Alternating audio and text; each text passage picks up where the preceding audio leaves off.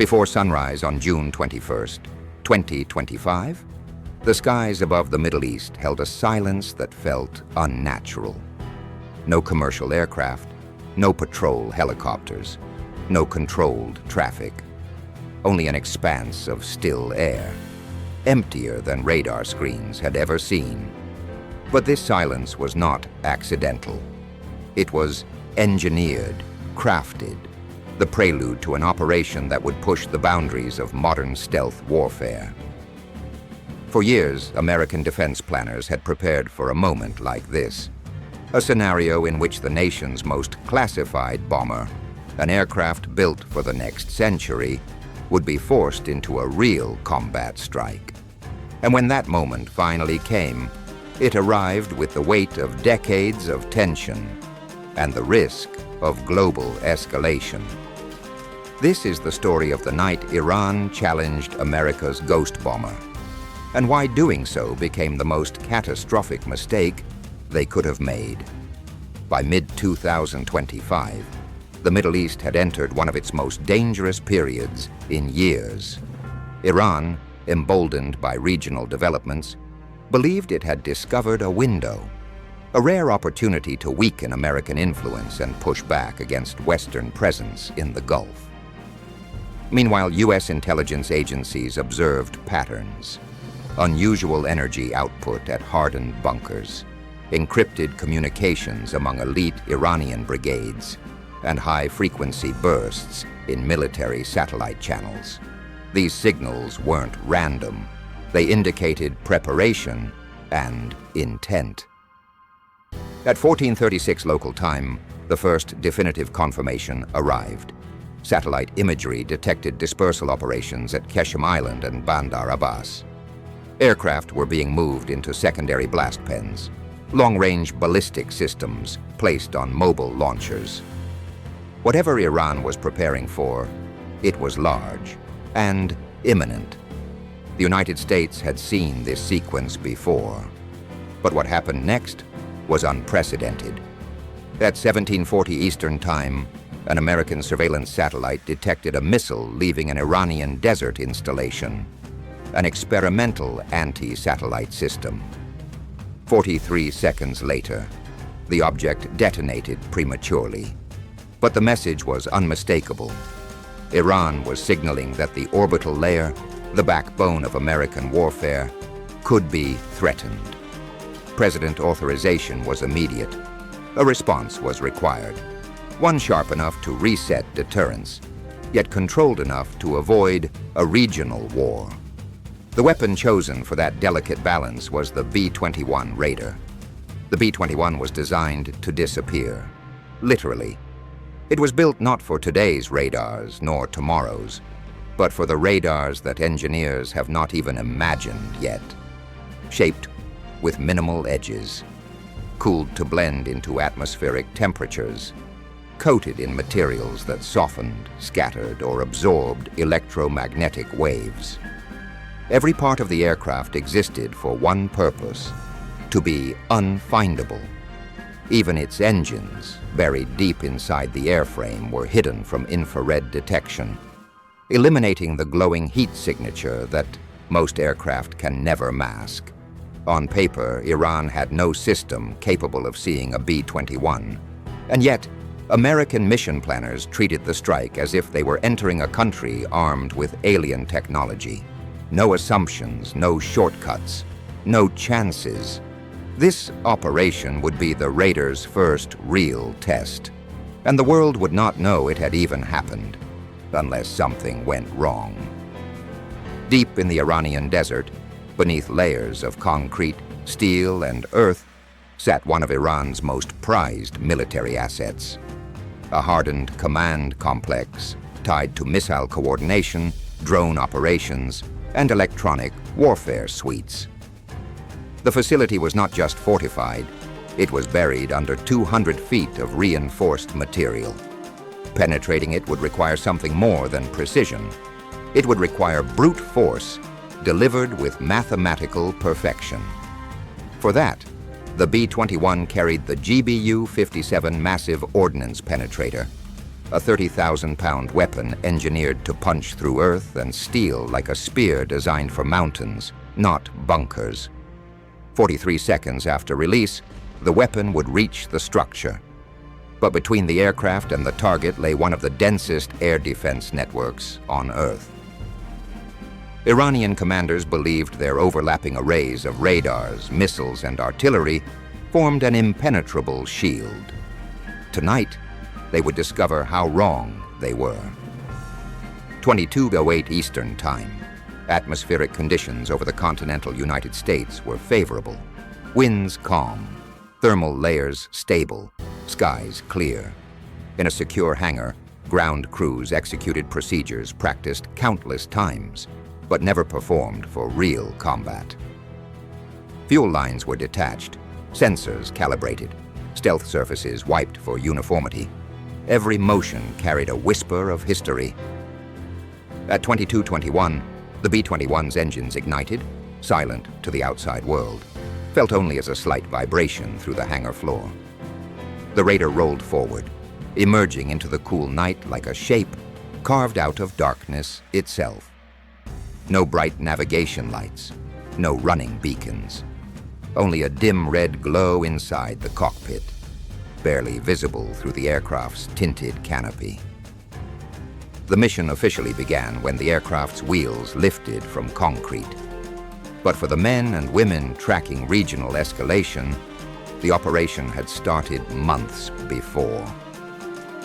Crossing the Atlantic at high altitude, the B-21 entered a flight regime where its small radar profile blended nearly perfectly into atmospheric noise.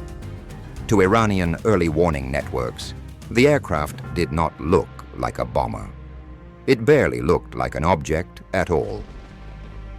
Simultaneously, American cyber elements disrupted data continuity in several Iranian air defense hubs. Not enough to reveal interference, but enough to introduce subtle delays, milliseconds, barely perceptible, but enough to ensure any detection that might occur would be too late to translate into a firing solution. As the B-21 descended toward its approach corridor, the operation shifted into its most critical phase. Ground-based radar arrays on Iranian islands searched the skies, their beams slicing through the night in sweeping arcs. Yet each time they passed over the B-21, the return was lost inside the clutter of atmospheric scatter. To Iranian operators, the screen looked normal, empty, peaceful. They did not realize that silence had become their enemy. At 04:07 Iranian time, the B-21 reached its release point, an exact GPS coordinate refined by satellites, aircraft sensors, atmospheric readings, and classified targeting algorithms.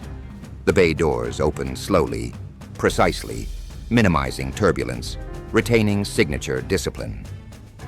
Inside, the GBU-57 hung like a shadow waiting to fall. For a moment, time appeared to freeze. Then gravity took over. The weapon dropped free, stabilizers deploying instantly as onboard computers adjusted trajectory. The B-21 banked away, already climbing, already vanishing back into darkness. But the strike had only just begun. 43 seconds.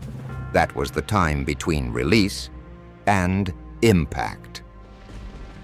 In those 43 seconds, the bomb traveled at speeds surpassing 700 miles per hour, piercing layers of atmosphere until friction heated its surface. Iranian radar operators detected a disturbance, but not the aircraft. Only the faint ionized trail of something falling too fast to classify. By the time alarms triggered, the object was seconds from penetrating the surface. When it hit, the impact force equaled multiple tons of TNT. But the explosion did not occur on contact. The GBU-57 burrowed deep, breaking concrete, tearing steel, tunneling downward like a mechanical beast with unstoppable momentum. Only after reaching the final chamber did its delayed fuse activate. The detonation that followed did not resemble a conventional explosion. It was a subterranean shockwave that rippled upward, outward, and across the desert floor, fracturing hardened structures as if they were made of glass. The bunker, once considered immune to modern weapons, ceased to exist. In Tehran, command centers erupted with activity. Radars recalibrated, missiles armed. Patrol fighters scrambled into the sky. But the action was reactive, not preemptive. The strike had already concluded. Iranian commanders searched for the aircraft responsible. What they found was absence. No radar trace, no heat signature, no electronic emissions. It was as if the attack had come from the sky itself. The phrase whispered through several Iranian operations rooms that morning was simple, unnerving, and repeated. We never saw it. While Iranian systems searched desperately for a target, the B-21 had already left the operational zone, climbing back into upper atmosphere and charting a return path invisible to every sensor designed to detect it. Unlike legacy bombers, the Raider required no refueling for the return leg. Its efficiency, combined with next-generation propulsion, allowed it to cross half the planet without assistance. Hours later, as morning light spread across the American coastline, the aircraft descended smoothly onto its home runway.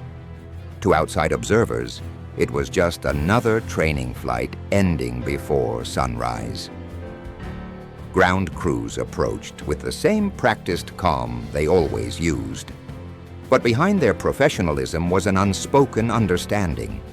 The bomber that rolled into the hangar had just shaped global deterrence. By mid-morning, satellite passes confirmed what analysts suspected. The Iranian bunker had been completely neutralized. Secondary explosions indicated the destruction of sensitive equipment: computers, comm relays, warhead storage. Iran issued statements denying damage. But commercial seismic stations told a different story, a pulse originating exactly where the bunker had been. Behind closed doors, nations across the region reassessed their strategic calculations. No defense appeared reliable. No bunker seemed deep enough. No radar sophisticated enough. The message was not subtle. Confronting the United States directly carried risks beyond traditional military calculus. The B-21 strike did not begin a war, it prevented one. Iran scaled back military mobilizations within days. Satellite traffic normalized. Encrypted messages decreased. Regional allies paused aggressive posturing. This single strike demonstrated a principle long suspected but never proven in real conflict. Stealth, when perfected, does not merely hide an aircraft. It reshapes the battlefield itself.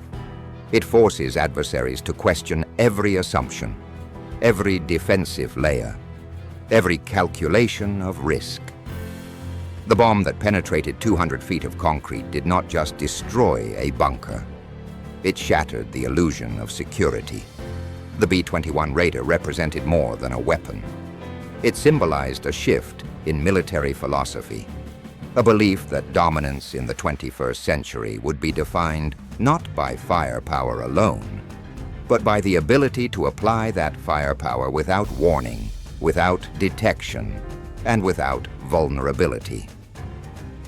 Traditional air defense systems, built on radar cross-sections, infrared tracking, and layered intercept grids, were engineered for threats that looked like aircraft. The B-21 did not. It behaved more like atmospheric distortion than machinery. And for adversaries, this forced a realization. If they couldn't track it, they couldn't fight it. For American planners, the success of the mission did not produce celebration, only confirmation. A quiet acknowledgement that the technology worked exactly as intended.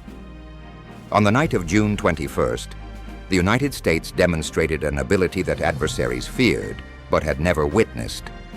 Not a display of overwhelming force, not a show of dominance, but a reminder.